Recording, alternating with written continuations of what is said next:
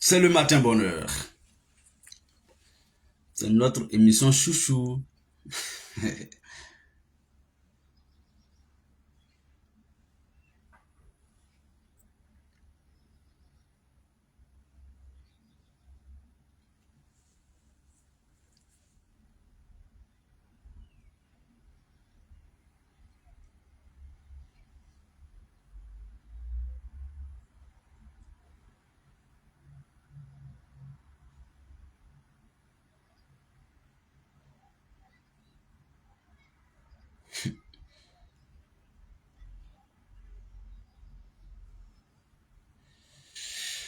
Bonjour mesdames et messieurs, bonjour.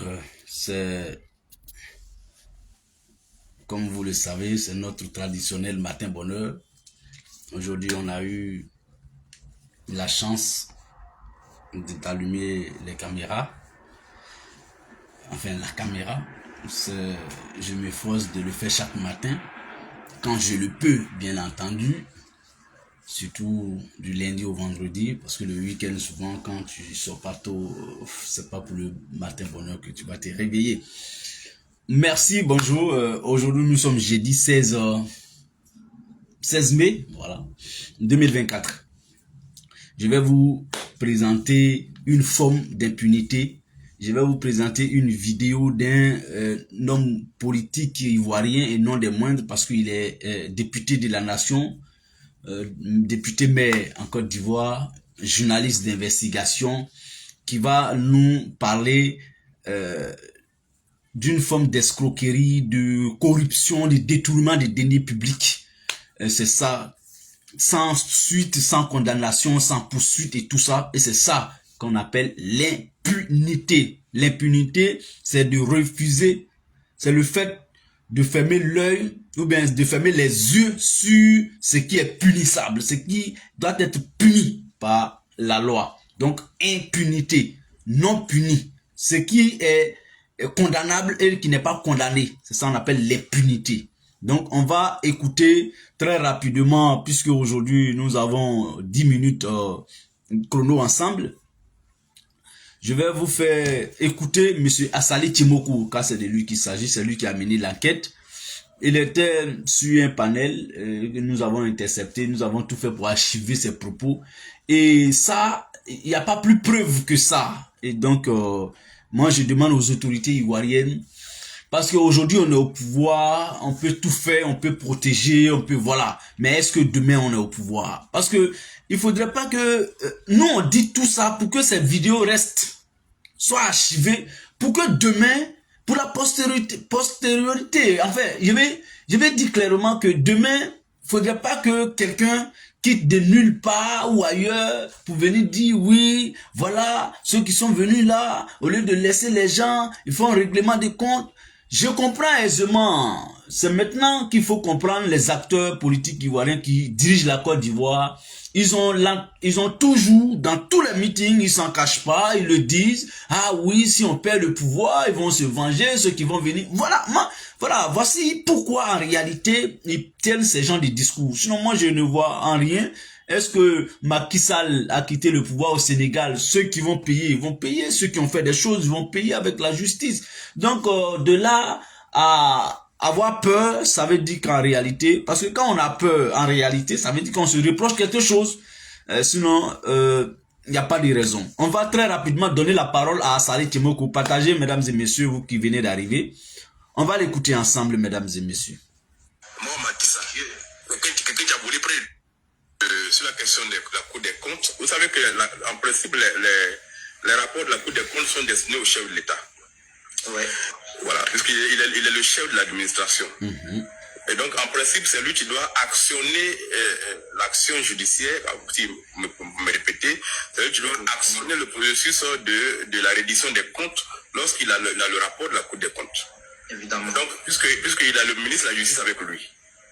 Et c'est le parquet qui poursuit, et le parquet est sous l'autorité du ministre de la Justice. Tout à fait. Donc, si le chef de l'État qui reçoit le rapport de la Cour des comptes et que ce rapport-là est publié sur les réseaux sociaux, sur le site de la Cour des comptes, et que les Ivoiriens s'en émeuvent, et que par derrière, le gouvernement ne prend aucune décision dessus, cher ami, vous devez tout comprendre. Tout à fait. Voilà, nous on a tout compris. Voilà, il y a des combats aussi qu'on ne peut pas faire parce que après on s'épapille trop. Si ceux qui doivent décider, qui ont les manettes en main, ne décident pas. C'est comme quand je faisais des enquêtes journalistiques, quand je révélais les scandales pour lesquels j'ai risqué ma vie pendant 10 ans. Quand je faisais des gros scandales, je révélais les scandales, des milliards détournés. Je donne tous les éléments, je donne toute la documentation. Et puis, après, tu découvres qu'il n'y a rien. Les gars qui ont volé, là, ils t'appellent pour te dire, tu as écrit ça allait nulle part. Moi, on m'a dit ça. Quelqu'un qui a volé près de 3 milliards m'a appelé, qui me dit, ça n'ira nulle part. Et j'ai écrit, et il n'a pas été sanctionné. Et ils sont dans le pays. Voilà. Quand c'est comme ça, là, qu'est-ce que vous voulez qu'il fasse? Regardez, vous connaissez M. Joël Nguessan. Joël Nguessan, il a été ministre des droits de l'homme. Oui. Il est l'un des porte-parole du RADP. Tout à fait. Il a été récemment président du comité de gestion du Fonds de développement de la formation professionnelle, FDFP. Exactement. Vous savez que pendant 3 ans, j'ai enquêté sur le FDFP, de 2015 à 2017. J'ai enquêté sur le FDFP.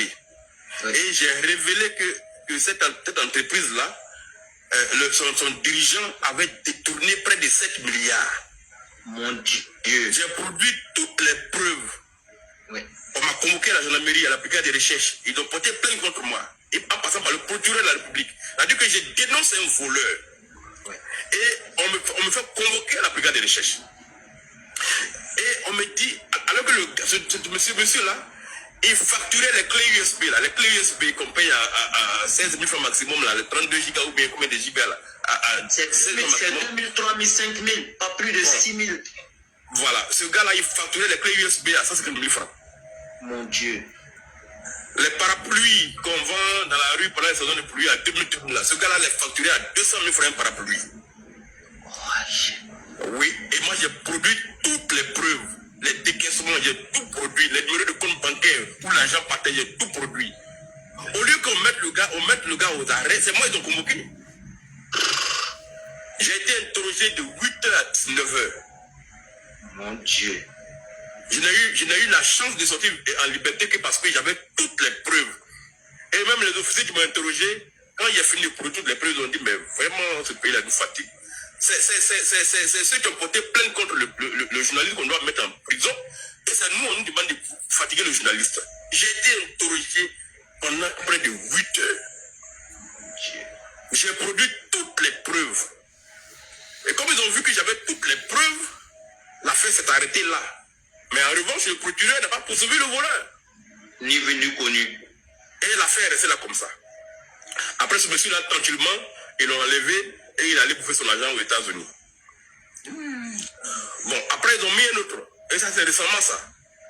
Et les deux sont arrivés ensemble avec le ministre Joël Nguessan. Joël Nguessan était le président du conseil, l'autre était le secrétaire général du conseil. Et donc, celui qui gérait au quotidien l'entreprise. Donc, Joël Nguessan était comme une sorte de PCA. Et vous avez dû apprendre récemment qu'il y avait une crise au FDFP. Où le ministre Joël Nguessan a décidé de débarquer le directeur de l'école, du fonds. Hein? C'est un fonds de développement. C'est l'argent qu'on met là-bas. Toutes les entreprises de Côte d'Ivoire cotisent, on dépose l'argent là-bas. L'État aussi envoie de la subvention. C'est des milliards qu'on doit prendre pour renforcer les capacités des travailleurs. Et ça est là-bas. Et Joël Nguessan dit qu'il a découvert que le gars a pompé 4 milliards en moins de 2 ans. Et donc lui, en tant que patron, en tant que PCA, il a pris une note de service pour débarquer le gars après une réunion du conseil. Donc il a débarqué. Or le gars a été nommé par décret. Donc comme il a été nommé par décret, Joël Nguessan ne peut pas le débarquer par une simple note. Il fallait un décret. Donc ça a créé une crise au niveau de FDFP et puis les deux ont été finalement débarqués. Mais c'est parce que les deux sont RADP. Mais les deux ont été débarqués. Mais après, il n'y a pas eu de poursuite. Et récemment, le ministre Joël Nguessan était sur une plateforme qu'on appelle Newscoop. J'ai une plateforme de journalistes sur laquelle je suis moi aussi en tant que journaliste. Et voilà, il est venu à l'interview sur notre plateforme. Et on lui a posé la question, qu'est-ce qui s'est passé au FDFP là-bas? Il dit, mais il a réagi parce que le gars a volé 4 milliards. J'ai même l'enregistrement dans mon portable ici. Il dit, le gars a volé 4 milliards. Lui, il est ancien ministre, membre du RADP, porte-parole du RADP, et un de leurs gars vole 4 milliards. Et donc lui, il considère que c'est pas possible qu'on laisse ça. C'est pour ça qu'il a débarqué le gars, avec une décision qui était illégale en fait. Mais après, il fallait que les gens sanctionnent. Mais au contraire, on a décidé de virer les deux parce que l'autre était protégé par quelqu'un. Donc le gars, Joël Nguessan dit qu'il a volé 4 milliards, et le gars est assis à la maison avec ça. Et puis il n'y a rien. Donc, cher ami, voilà comment ces choses-là se font. Alors vous demandez comment mon prédécesseur a pu laisser une dette de près de 1 milliard. Mais justement, est-ce que j'ai voulu comprendre? Voilà. Mesdames et messieurs, voilà, j'ai donné la parole à monsieur Assalé Tchimoko. Vous venez de l'écouter très attentivement, sans l'interrompre. J'ai laissé l'honorable Assalé Tchimoko s'exprimer sur cette question de détournement des deniers publics en Côte d'Ivoire. Les noms sont clairement cités dans ses propos. Un journaliste d'investigation connu en Côte d'Ivoire qui dénonce un certain nombre de faits. Les noms des personnes associées à ces détournements de fonds sont cités. Il met quiconque au défi. Il a même été à la gendarmerie, à la brigade de recherche pour s'expliquer, pour prouver, pour démontrer. Il a fait tout ça. Plus de 7 milliards. Plus de 7 milliards. 1 milliard qui fait 1000 millions. Donc plus de 7000 milliards. 7000 millions. 7 milliards détournés par 2 individus. 2 personnes. 2 seulement. C'est-à-dire 2 personnes seulement ont volé 7 milliards. Preuve à l'appui. Et puis jusqu'à aujourd'hui, ils ne sont pas condamnés. Condamnés même, c'est le dernier ressort. Ils ne sont même pas inquiétés. Ils sont ni convoqués, ni auditionnés, rien. Ils sont en Côte d'Ivoire parce qu'ils sont au pouvoir. Bon, maintenant, soyons réalistes. Soyons clairs, sincères, réalistes. Il y a des gens qui ont été poursuivis et condamnés en Côte d'Ivoire pour des faits non avérés. Parce que ils ont décidé de ne pas aller au RHDP. Tout le monde sait ça. Maintenant, ces hommes-là veulent manger cet argent tranquillement. Est-ce que ils ont intérêt que Alassane ne fasse pas 4e mandat? Donc tout ce que vous voyez là, on va faire hommage à Alassane au nord, au sud, à l'est, à l'ouest, au centre, parce que c'est le meilleur président, c'est le meilleur bosseur. C'est faux, hein? C'est archi faux.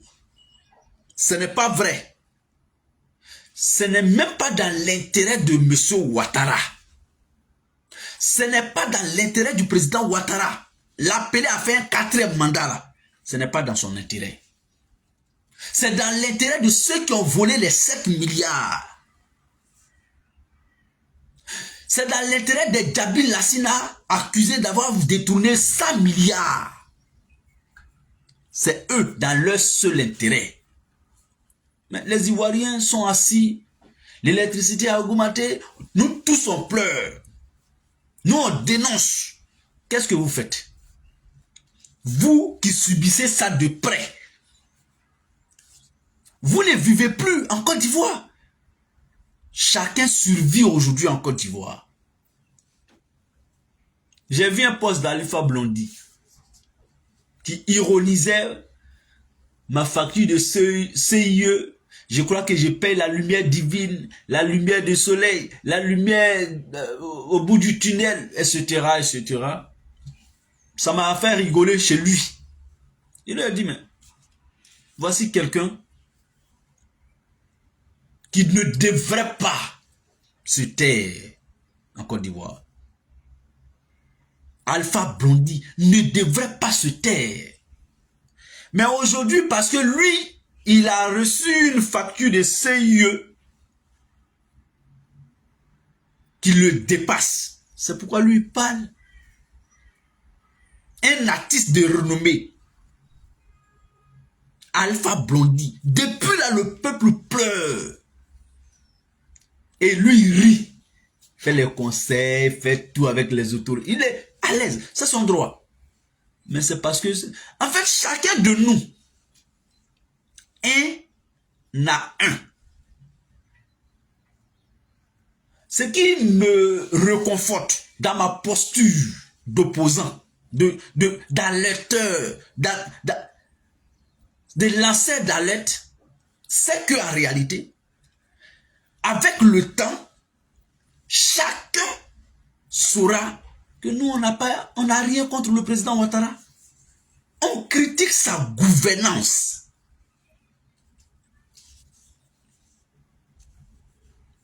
Bonjour Adama Traoré, bonjour Adama Yeo. Décidément, ce sont les Adama qui sont en tête des listes aujourd'hui. Mesdames et messieurs, chers amis, après avoir écouté ça, il est clair que le président Ouattara est pris en otage, est prisonnier de ses collaborateurs. C'est un otage. Lui-même, il s'assoit et dit, bon, je vais comment? Il est arrivé à cette conclusion. Il dit, c'est la question qui le taraude aujourd'hui. Bon, je vais comment? Qui choisit? Qui est le bon cheval pour pérenniser ces détournements? Pour protéger les détourneurs des deniers publics? Des deniers publics? Qui choisit? Qui choisit? C'est la grosse interrogation au sein du RHDP. Nous sommes à un an, 6 mois, quelques mois des élections présidentielles. Le parti au pouvoir, en 2020, c'est le même scénario. Qui choisit? Le RHDP va choisir son candidat au cours de l'année électorale en 2025. Est-ce que c'est très... Regardez ce qui s'est passé au Sénégal. Macky Sall n'avait aucun... C'est-à-dire, il ne savait pas qui choisir pour pérenniser son pouvoir. C'est le même syndrome RHDP. Regardez tout simplement, vous verrez que c'est le même système. Parce que Macky Sall a tergiversé. Et c'est à la dernière minute. Parce que pourquoi il a tergiversé? Il avait l'ambition, il voulait toujours faire un 3e mandat. Il a contourné, il est passé par l'Assemblée nationale pour faire des petites mises en scène. La justice a été catégorique. Macky Sall n'a pas fait une seconde après son 2e mandat.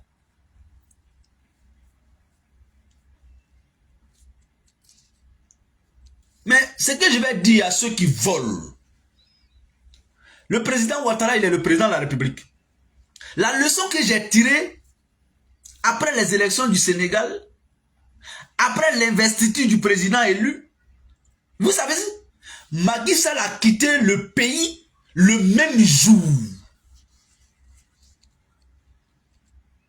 Même pas plus de 30 minutes après la cérémonie. Après son mandat, Macky Sall n'a pas fait 30 minutes sur le sol sénégalais après l'investiture, après la fin de son mandat. Après le 2 avril, Macky Sall n'a pas fait plus de 30 minutes au Sénégal. Il est parti. Je l'ai vu à l'aéroport. Quand il est monté, il dit au revoir. Il est parti. Et ceux qui ont pris le règne du pouvoir au Sénégal, le duo Sonko Bassirou aujourd'hui, décident de ne pas le poursuivre. Mais ils ont bloqué le passeport diplomatique de tous ceux qui étaient décideurs dans le régime de Macky Sall. Ils vont les faire ça un à un. En tout cas, tous ceux qui ont été impliqués dans ces scandales de détournement, de corruption, vont payer au Sénégal. Personne ne dira, oui, c'est pour dire que ceux qui détournent notre argent, Ceux qui volent, ceux qui pillent les deniers publics aujourd'hui avec le président Ouattara, il ne peut pas être là indéfiniment pour vous protéger. C'est pas vrai. Il quittera le pouvoir tôt ou tard. Dieu nous donne longue vie. Il n'a qu'à faire 4 mandats par exemple. Il finit en 2030. En 2030, Ouattara aura plus de 90 ans. Bon, Dieu nous donne longue vie. Ou bien, il va modifier encore la constitution pour dire premier mandat de la 5e République. Les gens ne savent pas ce que c'est que le pouvoir. Mesdames et messieurs, chers amis, je voulais qu'on s'entretienne un peu sur ces choses qui se pratiquent en Côte d'Ivoire. Il faut dénoncer. Il faut dénoncer. La vie est tellement chère que ces choses ne doivent pas être tolérées. Imaginons si on injecte ces 7 milliards dans l'économie pour subventionner le secteur de l'électricité seulement. Vous savez pourquoi ils ont augmenté 10% en 2023, 10% en 2024? Parce que la Côte d'Ivoire est endettée. Les gens ne savent pas que l'État subventionnait la CEI et la CIE. Aujourd'hui, cette subvention-là, l'État ne peut plus subventionner. Le FMI dit à l'État de Côte d'Ivoire de ne plus subventionner le secteur de l'électricité. Mais tous ces détournements du denier public, si on protégeait, si on poursuivait ces gens-là, si il n'y avait pas d'impunité, mais ces 7 milliards, rien que ces 7 milliards pouvaient faire beaucoup de choses dans ce secteur, pouvaient subventionner le secteur pour atténuer, pour abaisser, pour apaiser un peu le coût, la vie chère dans ce secteur, rien que dans ce secteur. Mesdames et messieurs, chers amis, merci pour ceux qui ont suivi. Partagez pour les autres qui vont se réveiller plus tard. C'est aussi ça le sens du matin bonheur. Parce que d'autres maintenant, quand ils se réveillent, ils viennent voir ce qu'on a fait. Donc si vous aussi, vous avez aimé, partagez, likez, commentez. À très bientôt. Au revoir. Bonne journée à chacun de nous.